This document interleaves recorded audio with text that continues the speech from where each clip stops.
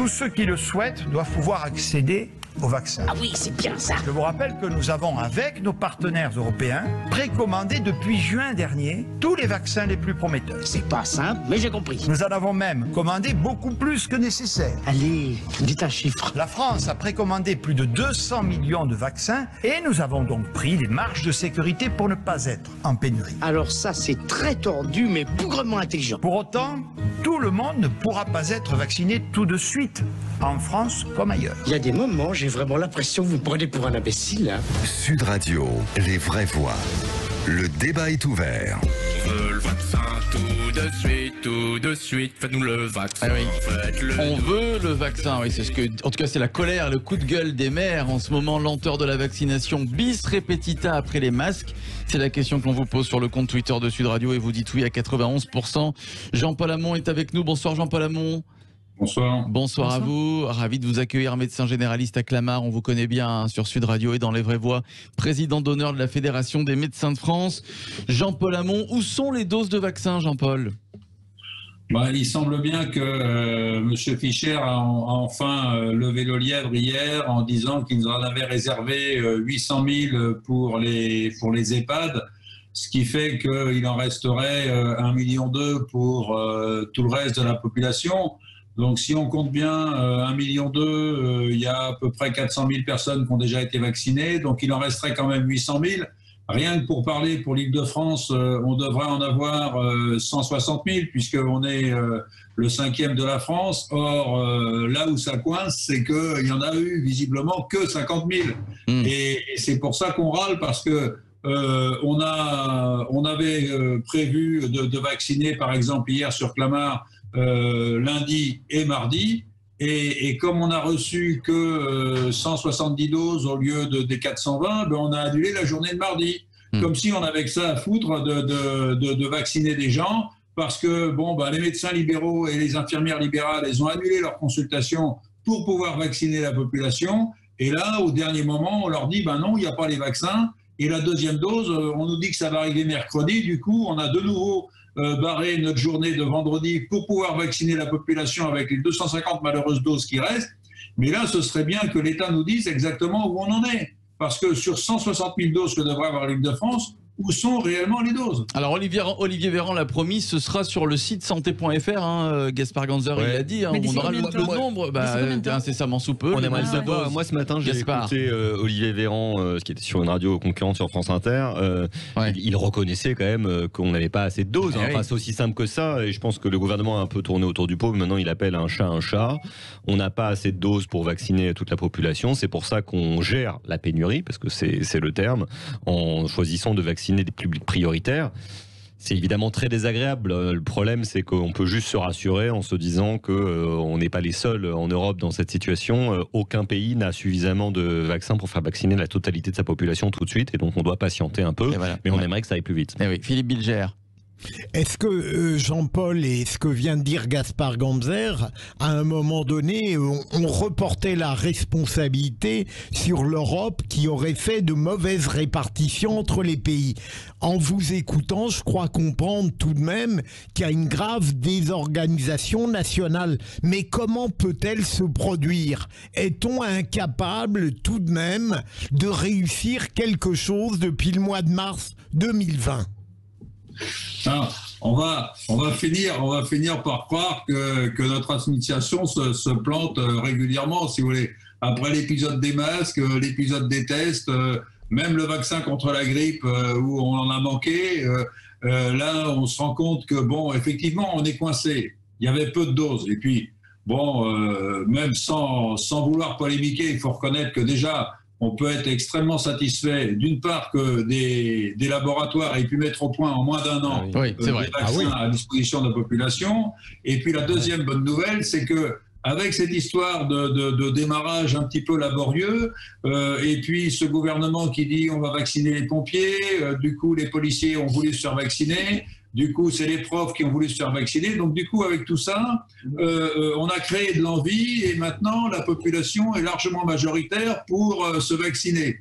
Alors ça c'est la bonne nouvelle. La mauvaise c'est que on n'a pas assez de vaccins et que là du coup les gens râlent parce qu'ils peuvent pas se faire vacciner. Alors c'est vrai que dès le début, Pfizer et Moderna avaient dit ils vont disposer de 3 400 000 doses dans les 6 mois qui viennent. Donc ça veut dire 1 700 000 personnes vaccinées. On est bien loin de la possibilité de vacciner les personnes fragiles, les personnes de plus de 75 ans, les EHPAD, les professionnels de santé et puis les personnes à risque. Donc clairement, on ne sera certainement pas aux 15 millions au mois de juin. Non, donc il va falloir patienter. Ce serait bien que le gouvernement soit tout simplement transparent et nous dise exactement ce qui se passe. Exactement. C'est ça qui manque. Deux micro-remarques. La communication a laissé à désirer, c'est une certitude. La logistique aussi, mais nous ne voilons pas la face. Le problème, il est d'abord industriel. Les laboratoires pharmaceutiques ont fait un travail exceptionnel en sortant un vaccin si vite. Aujourd'hui, ils n'ont pas été en mesure de produire des vaccins pour la totalité de la population européenne. Il faut comprendre, c'est plusieurs centaines de millions de personnes. Donc, soyons un peu patients, ça va arriver, mais ça prendra du temps. Ouais. Non, mais c'est surtout qu'on compare, par exemple, avec Israël, avec l'Angleterre. Caroline Pilastre. C'est logique, je suis désolée. Mais ils ne sont pas assez nombreux en Israël. C'est vrai, ils sont 8 millions. Ils sont 9 millions, mais en tout cas, en termes d'organisation, ils ont été meilleurs que nous. À ce rythme-là, en 2024, on y est encore. C'est pas le problème. Moi, j'ai un souci avec, par exemple, M. Castex, qui dit il ne faut pas s'auto-flageller. Il y a un moment donné, arrêtez de nous prendre pour des lapins de 6 semaines. Dites-nous les choses. Ça a été comme avec les masques. Là, il y a une défiance. On ne pourra plus faire marche arrière par rapport à ça. La com a été trop mauvaise. Il y a un moment donné, on entend les choses si on nous dit les choses ouvertement. On sait très bien qu'il y a un problème de logistique, il y a un problème administratif, ils ont peur de la judiciarisation et il faut reconnaître aussi que même si cette crise est inédite et que c'est compliqué pour eux de gérer, et ça je le reconnais volontiers, il y a un moment donné, arrêtez d'être aussi arrogant et péremptoire. Vous avez des doses, vous n'en avez pas. Quand on entend les maires être vent debout, mais on les comprend, ils ont essayé de tout mettre en place, logistiquement parlant, pour que le vaccin puisse être accessible par le plus grand nombre. Quand vous avez des personnes âgées ou à mobilité réduite qui se déplacent, qui sont obligées de faire la queue, il y a quand même quelque chose de dévalorisant parce qu'elles attendent longtemps pour qu'on leur dise il n'y a plus de doses, rentrez chez vous. Parce que quand vous essayez de joindre le centre d'appel, c'est impossible, c'est un sketch. On vous dit que toutes les lignes sont saturées. Donc il y a un moment donné, on peut essayer quand même de faire les choses pragmatiquement en arrêtant de nous prendre pour des benets. C'est tout ce qu'on demande. Et puis alors, par rapport à l'Union européenne, mais pardonnez-moi, on peut reprocher plein de choses à l'UE, mais là, l'UE n'est pas responsable puisque ce sont aux États de réclamer et de payer pour les doses qu'elles désirent en fonction de chaque pays. Donc, il y a un moment donné, s'ils n'ont pas anticipé, je suis désolée, mais alors, gouverner, c'est prévoir un minimum. On va en parler des... je suis obligé de revenir sur le même sujet, c'est qu'il n'y a pas assez de doses à l'échelle de l'Union européenne pour la totalité de la population. Alors peut-être que les Français ont moins bien géré que les autres, mais il se trouve que quand même... Oui, mais il se trouve quand même... De toute façon, il n'y aurait pas eu assez de doses pour tout le monde en Europe. Très bien. Maintenant, les gens veulent se faire... Oui, c'est vrai, mais les gens veulent se faire vacciner parce qu'ils veulent retrouver une vie, ils veulent retrouver leurs proches. Ils ont compris par rapport à il y a 15 jours où il y avait encore dans les sondages aussi la peur de se faire vacciner, qu'il fallait le faire pour qu'on puisse sortir de ce marasme. Mais il y a un moment donné, dites-nous les choses, arrêtez de nous prendre pour des imbéciles. Philippe Bilger, vous voulez rajouter un mot, Philippe ? Non, je suis heureux. Je ne savais pas. L'Europe, si je comprends bien, elle-même a été défaillante. Où est-ce qu'elle aurait pu en obtenir davantage ? C'est pour ça que le problème, il est industriel. Là aussi, disons la vérité. C'est-à-dire que les laboratoires ont fait un travail exceptionnel en arrivant à sortir un vaccin rapidement. En revanche, ils n'ont été pas capables de sortir des vaccins pour 7 milliards d'êtres humains. Enfin, c'est aussi simple que ça. C'est pas possible en termes de process de sortir en un an 7 milliards, en l'occurrence 14 milliards de doses en claquant des doigts. C'est pas aussi simple que ça. Mais la France aurait pu en commander plus, comme Israël, comme d'autres pays. Jean-Paul Hamon, Israël un peu plus, mais ça serait déjà ça. Jean-Paul Hamon, Israël et l'Angleterre ont payé par rapport à la France 5 $ de plus pour avoir beaucoup plus de doses. On aurait dû mettre 5 $ de plus par personne, Jean-Paul Hamon. Parce qu'à ce rythme-là, Israël et l'Angleterre vont sortir du confinement bien avant nous. Non, mais il a été allé à l'Angleterre, ils ne sont pas sortis de l'auberge. Oui, il y a le variant, ça c'est vrai. Et puisqu'on parle de l'Angleterre, je trouve que pour gagner justement cette course de vitesse contre la vaccination, on ferait bien de fermer les frontières un peu plus sévèrement qu'on ne le fait actuellement avec le Royaume-Uni, que ce soit arrivant en France, en Belgique ou en Hollande, et que les gens qui arrivent d'Angleterre aient un PCR négatif, certes, mais restent confinés pendant 7 jours et pas seulement sur leur la parole donnée, là, parce que là, on a l'impression d'être dans un monde de boy scout, et puis que les gens, ils aient le droit de sortir au bout de 7 jours de PCR négatif. Ça nous permettrait de gagner vraiment du temps. Pour le reste, malheureusement, là, on est totalement dépendant des industriels qui ont, oui, rappelons-le, ils ont fait des miracles vraiment en trouvant ce vaccin qui est efficace, mais malheureusement, effectivement, ils ne peuvent pas produire plus qu'il n'en est. Le seul défaut qu'on a là, du gouvernement, c'est qu'on n'a pas la vérité des doses, ils ne nous disent pas exactement l'état, et c'est ça, c'est tout simplement une question de transparence. Maintenant que les gens veulent se faire vacciner, il faut leur expliquer qu'il va falloir être patient et que, effectivement, l'idée de vacciner les EHPAD, c'était très bien, l'idée de vacciner les personnes fragiles, c'est très bien, mais il faut d'abord privilégier ces gens-là et être particulièrement patient parce que là, on est totalement dépendant de Pfizer et de Moderna et des autres. Donc, voilà. C'est pas difficile d'être transparent quand on gouverne, mon chien. Surtout quand le retard des doses ne dépend pas de nous. Je vous propose de poursuivre le débat dans quelques instants. Jean-Paul Hamon, médecin généraliste à Clamart, président d'honneur de la Fédération des médecins de France, qui reste encore un petit peu, quelques minutes avec nous. Nos vraies voix, Caroline Pilas, Gaspard Ganzer, Philippe Bilger et vous au 0826 300 300. Lenteur de la vaccination, bis repetita après les masques. Vous dites oui à 91% sur les réseaux sociaux et vous continuez de voter. À tout de suite. C'est le grand débat des vraies voix qui se poursuit sur Sud Radio avec nos vraies voix ce soir, nos 3 vraies voix, Philippe Bilger, Gaspard Ganzer, Caroline Pilastre et notre invité Jean-Paul Hamon, médecin généraliste dans la ville de Clamart, président d'honneur de la Fédération des médecins de France. La campagne de vaccination plus que chaotique, les doses de vaccins qui manquent. Et cette question que l'on vous pose sur le compte Twitter de Sud Radio, vous êtes très nombreux à voter d'ailleurs. Lenteur de la vaccination, doses de vaccins qui manquent, bis repetita après le scandale des masques. Rappelez-vous, en mars dernier, oui, vous dites oui à 91% sur les réseaux sociaux. Jean-Paul Hamon, comment vous imaginez la suite? On parle d'un objectif, c'est celui d'1 million de vaccinés avant la fin du mois de janvier. Bon, au 31 janvier, est-ce que l'objectif est réalisable et faisable selon vous, Jean-Paul Hamon? Écoutez, sans doute, parce que on est rendu quand même à 400 000. Il y a 2 millions de doses qui ont été délivrées. Ça, au moins, on est sûr qu'elles sont quelque part. Il y en a pas mal qui vont arriver dans les EHPAD. Dans mon coin, ils vont toucher. Il y a une EHPAD qui va toucher 130 doses, une autre qui va toucher 90 doses. Donc, effectivement, ça va arriver au compte-gouttes. Mais franchement, on devrait les 2 millions, ils devraient déjà être faits, quoi. Les 2 millions qu'on a là, ils devraient déjà être faits, au moins. En plus, ce qui va être compliqué, il faut une période de 21 jours, c'est ça, entre les 2 doses de vaccin, Jean-Paul Hamon, c'est bien ça, hein?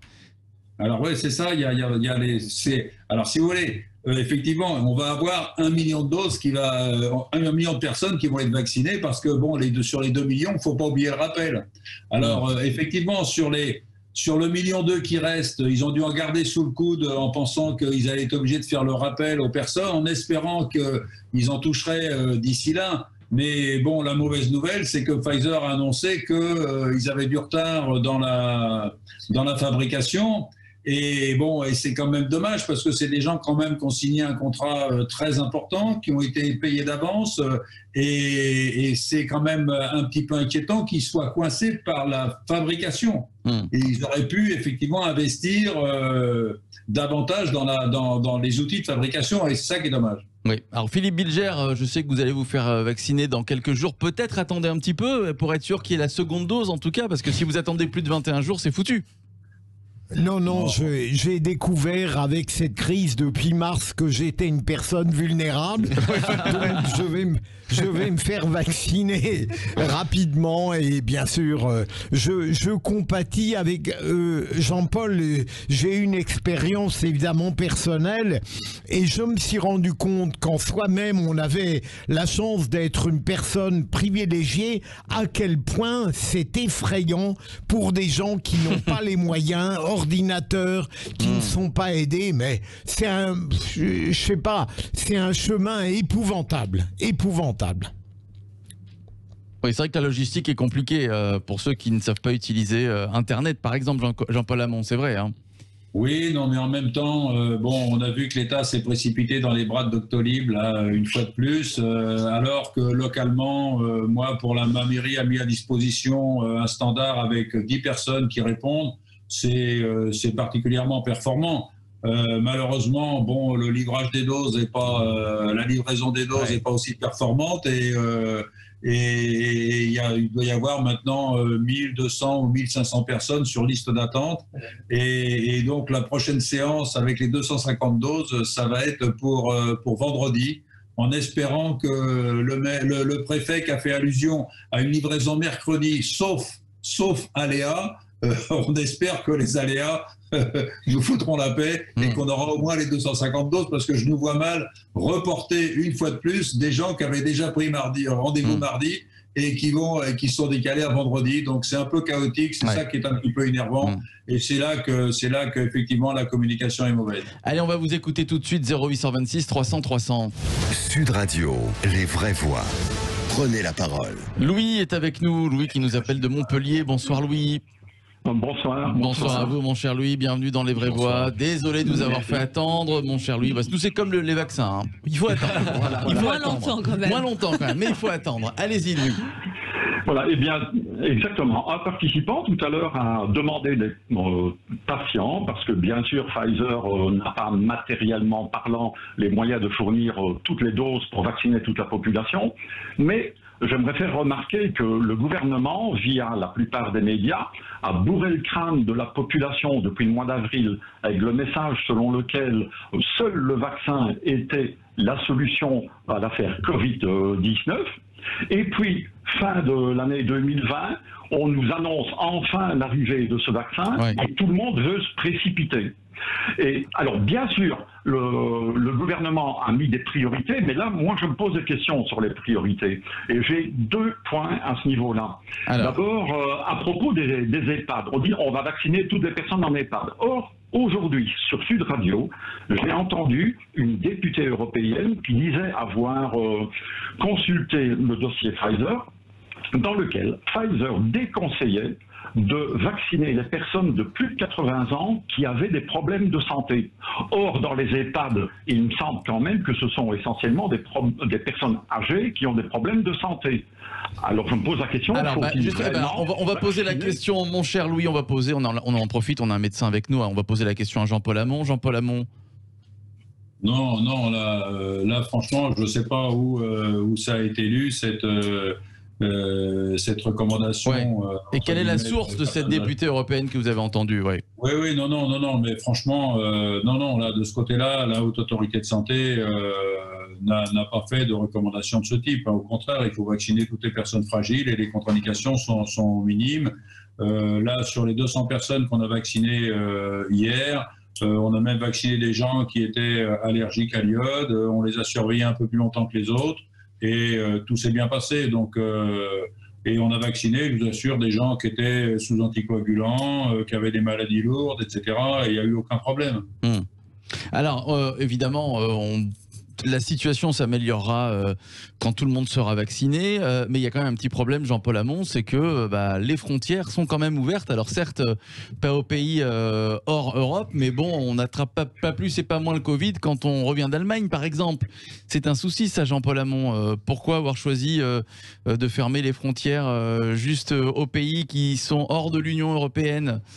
Non, mais là, surtout, je pense que c'est surtout l'Angleterre qui devrait être visée, parce que l'Angleterre, où le variant anglais fait quand même pas mal de dégâts, on sait très bien qu'il faut retarder son arrivée massive en France, parce qu'il est certes beaucoup plus contagieux que celui qu'on a actuellement, et il est capital qu'on limite l'arrivée des personnes qui sont... Mais même des autres pays, tiens Gaspard, ça vous choque pas ça, qu'on puisse revenir d'Espagne par exemple, sans qu'il y ait le moindre test ?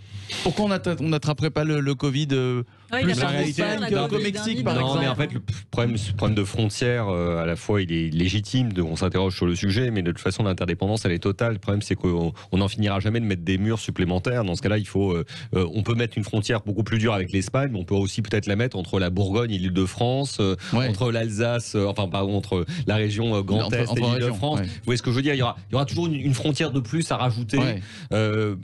Je vais peut-être me trouver européiste une fois de plus. Donc c'est une bonne décision d'avoir laissé. Non, je pense que oui, voilà. C'est bien d'avoir des frontières à l'extérieur de l'Union européenne. Après, il faut quand même savoir raison garder. Caroline, et juste après Philippe. Que c'est complètement ubuesque, parce que évidemment que le virus continue à circuler. En plus, maintenant, on a le mutant, je l'appelle l'alien. Moi, on ne sait même pas comment on va s'en sortir.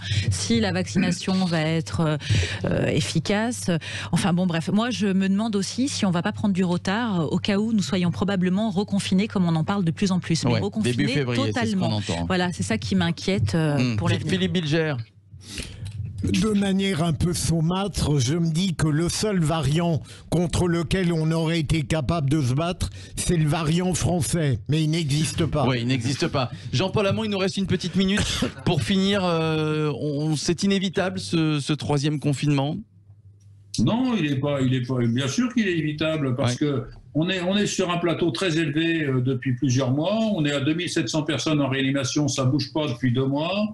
Les hospitalisations sont élevées, c'est vrai, mais je pense que si on continue comme ça, on aurait même pu éviter le couvre-feu à 18h si on avait vraiment imposé, je dis pas fermer les frontières, mais je dis imposer aux gens qui arrivent des îles britanniques un test PCR, un confinement de 7 jours, et ils sortaient au bout de 7 jours. Voilà ce qu'il fallait faire. Voilà ce qu'il fallait faire. Très bien. Bah, écoutez, merci Jean-Paul Hamon. On va vous laisser parce que je crois que les clients commencent à vous appeler, les patients surtout. Vous travaillez. Bah oui, vous travaillez. De voir l'appel.